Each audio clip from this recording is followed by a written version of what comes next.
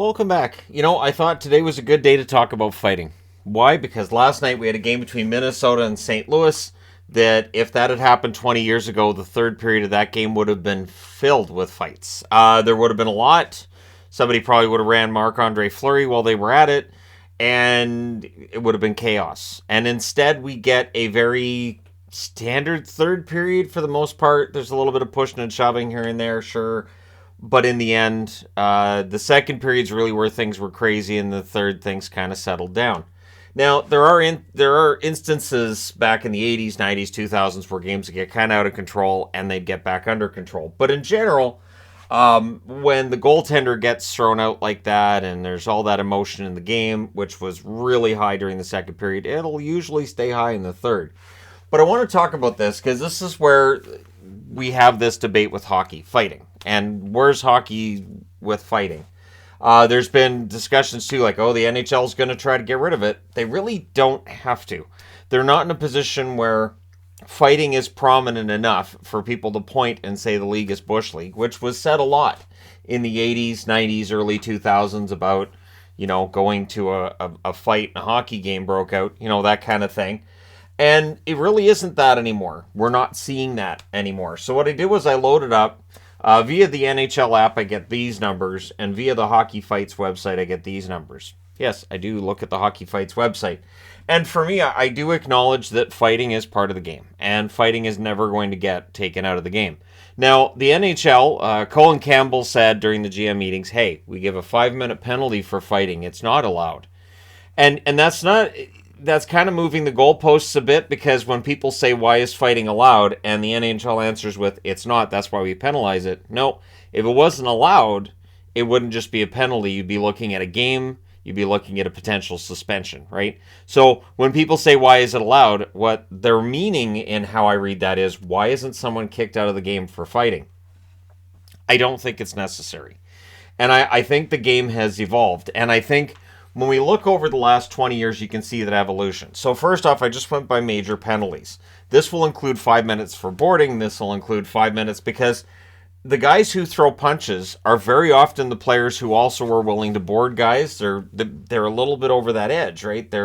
It's just part of their game. That anger, that emotion's part of their game. It will show in body checks as well as when they drop the gloves. So this year, the leader in major penalties is Austin Watson with 12. His average ice time this year, 10 minutes and 10 seconds. And the ice time gets important when you get over into the third column here. Tanner Jeannot has 11 major penalties. That's including fights and all of it. 14 minutes and 15 seconds average ice time for him. Nick Delorier, 11 majors for him. 10 minutes and 17 seconds of average ice time. Arbor Jacki, who's currently injured, of course, 9 majors for him. 15 minutes and 16 seconds of ice time. And really a folk hero at this point in Montreal. Jonah Gadjevich, 9 major penalties, 8 minutes and 59 seconds his average ice time. That is the lowest on the board in this part here. Olivier, 9 majors for him, 11:46 is his average time on ice. And Pat Maroon, also 9 major penalties, 10:24 the average ice time. Now, I don't get into the average ice time of 2012, 2013, because I felt like looking at over a 20-year period is just good enough. But if you look at 2012, 2013, remember, this is a 48-game season. This one here, these guys have been playing almost 70, or in some cases 70 games. B.J. Crombeen led the way with major penalties in 2012, 2013 with 14 of them. So that's more than this year for anybody. With 13, you had Rich Clune, you had Mike Brown, and you had Colt Noor with 13. Then you had Fraser McLaren with 12. You had Bull with 12. You had Prust with 10 and Thorburn with 10. Most of those guys would be considered enforcers, right? The other term, of course, is goon, but I prefer enforcer. Enforcer sounds better. And, yeah, I mean, those guys 10 years ago, some of the toughest guys in the league, right? But you look at 2002, 2003, Jody Shelley led the way with 27. 27 major penalties in an 82-game season. His average ice time, 6 minutes and 7 seconds. Andrei Nazarov, 21. And his average ice time, 6:33.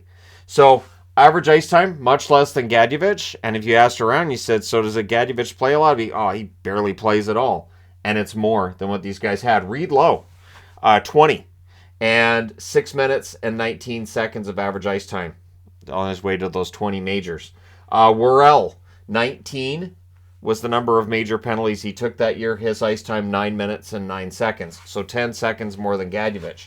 Bolton, 18. Every time I say I think of Michael Bolton and Office Space. I'm just old. Bolton, 18 of them, 6 minutes and 34 seconds, his average ice time. Wade Belak, there's a blast from the past for you. 18 majors for him that year as well. 10 minutes and 50 seconds was his average ice time. And then tied with 17, Oliwa and Odgers. Jeff Odgers, 7 minutes and 47 seconds average ice time. Christoph Oliwa, 3 minutes and 51 seconds of average ice time. Which, as low as that is, still more than Jesse Boulerice got. They were paid for something. They knew what they were paid for, and that was their job. So when I hear people talking about, oh, this team's playing with 11 forwards and 7 defensemen, I don't know how that's going to work out. You kidding me? When Ole was in the lineup, they had 11 forwards then. He only plays 3 minutes and 51 seconds. That's like a minute and 20 seconds per period. So it is interesting to see how 20 years later you'll see it. Oh, this team's only playing with 11 forwards. What's going to happen? This team's down to 10 forwards. And back then, it wasn't outside of the realm of possibility that a team would be rolling 3 lines and the guys on the 4th line barely played at all. Hockey wasn't really a 4-line game. Now with the increased speed, with the increased skill, we really notice when a team isn't rolling 4 lines and when they're shorthanded, whereas 20 years ago, it wasn't nearly as noticeable because it was pretty standard that you would play your top 6 especially a ton. And yeah, the bottom 6 didn't necessarily get as much attention or as much ice time, but you definitely got more fights. Now, fighting majors this season, which team leads the way? Well, according to Hockey Fights, it's Philadelphia with 31. I had to wear Philadelphia because, honestly, Broad Street Bullies, Philly. And what Philly did in the 70s was seen as really changing the game. And it's up to you to decide whether it's for the better or for the worse. And I've seen fans who are my age and older that have said, hey, Philly didn't start it. I think it was Montreal, they say, that started it. But it doesn't, the reality is Philadelphia supersized it. So it's like, oh, you know, this guy created this. No, they made it much bigger, and they won Stanley Cups with it back-to-back years. Tampa Bay has 30 fighting majors this year. That number is only going to get higher with the addition of Tanner Jeannot. Jeannot is willing to drop the gloves, and Tampa Bay clearly wanted to get tougher to play against at the deadline. Minnesota and Vancouver both have 29. I still get a kick out of Bruce Boudreau earlier in the season when Vancouver was leading the way in fighting majors, saying we may lead the way, but I don't know that we've won any. Which, you know, props to him for saying it, but the reality is that Vancouver's had a reputation for being a team that won't fight and defend themselves. But the numbers would tell you they're willing to fight if they need to. So, looking back to 2012-2013, remember, this is a 48-game season. We are well past that now. And yet Toronto had 44 fights in 2012-2013. The leader this season has 31. So, yeah. Also, Colton Orr, Fraser McLaren, I believe that year, both Maple Leafs. And Columbus was second with 34. Philadelphia had 33. Boston 32. Tampa Bay 31. 48 games. They had one more fight than they have this year. Vancouver 28, one less fight than they have this year. So that's impressive considering that's about a half a season, right? So over a full season, 2012-2013, or 2002-2003, apologies, Columbus led the way back then, 20 years ago, with 75. All of those were probably Shelley, although he only had 27 majors, but maybe he had a super major in there. And then Arizona, who was Phoenix at the time, 70 for them. Boston had 59. Calgary had 58. The Atlanta Thrashers had 57. And St. Louis had 55. So did I do this video just to have a Thrashers magnet on the board? No.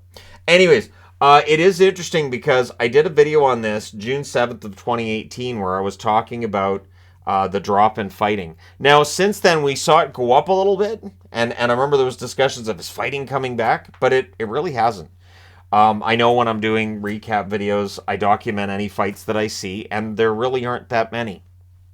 And the staged fight is still there, but it is very, very rare we get that, where it's, the guys line up at center ice, everybody backs off, and they circle, and they get ready, and then one guy dives in for a punch, and, it's on. We don't really see that anymore, but we don't have guys like Jody Shelley. We don't have a Nazarov in the league. We don't have an Oliwa in the league. And now I've heard people say, and I've seen this comment of, we need those guys back in the league. Which team in the National Hockey League is going to take a fourth liner out who's playing 11, 12 minutes a game to put a guy in who's going to play 3? Who's there basically as the enforcer role to go out there and fight if need be, to go out there and just make sure that things are kind of taken care of. Very often with guys, if they play this little on the ice, their skating wasn't very good. The hands weren't there, so they just didn't score goals or points. And so really from an analytical standpoint, enforcers would have been a nightmare. And they eat up a spot that's better used on a skilled player who can play a defensive role in that fourth line spot. And so that's kind of what's happened, is that the NHL's become a true 4-line game where you have to have 4 skilled lines. You can't just have somebody occupying a spot. Your top 6 defense have to all be able to play defense. There are certain teams in the league that people might argue don't necessarily have 6 defensemen who play good defense. But either way, it is a different league now than it was. So there's never going to be a time where fighting's gone, but it already feels like fighting's kind of gone by the wayside. And it's still there. We're going to have it. I can't see the NHL ever getting rid of it. If the NHL wanted to get rid of it, it wouldn't be in all their highlight reel packages. And it is. You see the fights in the highlight reel packages. The NHL would be telling guys in the media departments, hey, just don't talk about the fights. There have been broadcasts this year where I've been frustrated because there's kind of some pushing, shoving going on. It looks like it could turn into a fight, and they go to commercial. But that's rare. And it's rare enough that it aggravates me when they do it, because I'm like, okay, really? You're going to commercial? But didn't that guy just throw? They're all up against the boards. Everybody's getting ready to throw punches. You're going to commercial? But again, that shows how rare it is, because I mean, back 20 years ago, it was pretty common, to the point where Columbus had 75 fights that year. 75. And this year, Philadelphia has 31. And you look at their lineup, yeah, there's some guys who can throw down. And they're definitely, I would say, if you're looking for a toughest team in the league, they're up near or at the top. And that's really hard to measure. But I don't think we ever go back to a league of this. While scoring has come back up, we've seen goaltending come and go. We've seen, and I don't mean, okay, that's the wrong way of putting it. We've seen goaltending numbers get better, and then we've seen goaltending numbers drop down a bit. And we've seen ebbs and flows now the game's played. I don't see the fighting ever getting back to this level, because for it to get back to this level, we would have to be putting guys in the lineup who are there primarily to fight, primarily for a physical role that teams generally don't put players in the lineup for. So looking at the guys who are at the top of the list right now, Austin Watson can play a regular shift. Tanner Jeannot, good, useful depth player who's not having the offensive numbers this season that he had last season. Nick Delorier, I've always been a fan of Nick Delorier's game. And even when the fighting side of it wasn't necessarily as well known as it is now, I still thought he played a solid fourth line role.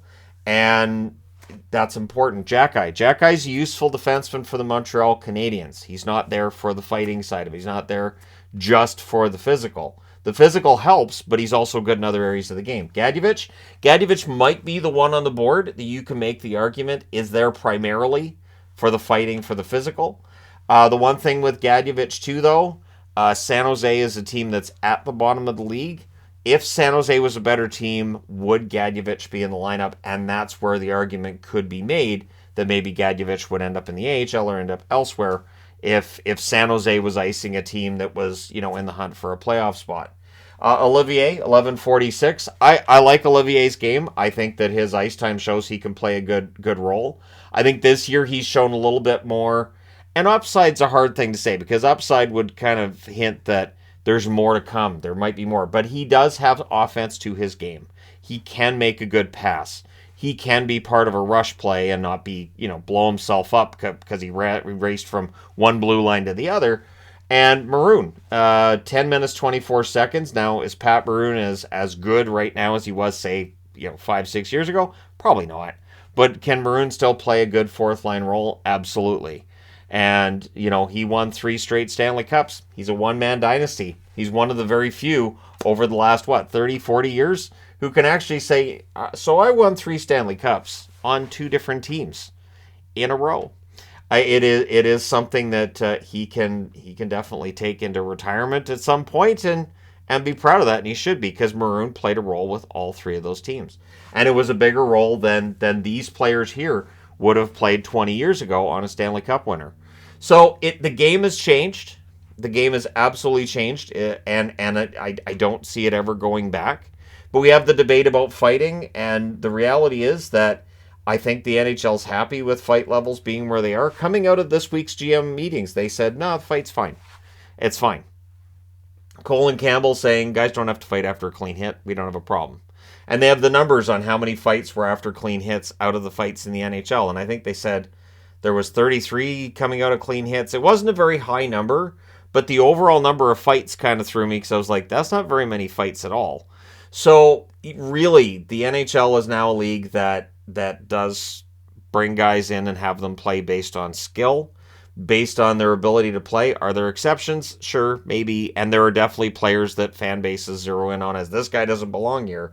But in general, the reasons that fans will use for why a guy doesn't belong there might be foot speed. It might be issues they have with their defense. If it's goaltending, it might be an issue they have with certain goals that they don't think should have gone in. But yeah, it's not, well, all that guy does is fight, so why is he there? I haven't heard that argument in forever, because it's really not a thing. The true enforcer is out of the game. I don't see that coming back. But let me know your thoughts in the comment section below, as always. And how you feel about the evolution of the game to what it is now. And again, I think it's the fastest it's ever been. I think it's the most skilled it's ever been. And I think these numbers tell you it is still trending in that direction. And you have to think these numbers are going to keep coming down. They may have years they bounce up a little bit, but as years go by, and now we have a generation of kids growing up without seeing these guys play, that's really not going to be at the fore of their mind. You now have general managers who've decided that the enforcing players aren't necessary for your team's success, and so these numbers are probably going to continue to trend in that direction. How do you feel about that? Let me know your thoughts. Hit like and subscribe. If you're browsing your way through, you just happened upon this video. Thank you guys so much for watching, for all your support. I will talk to you again soon.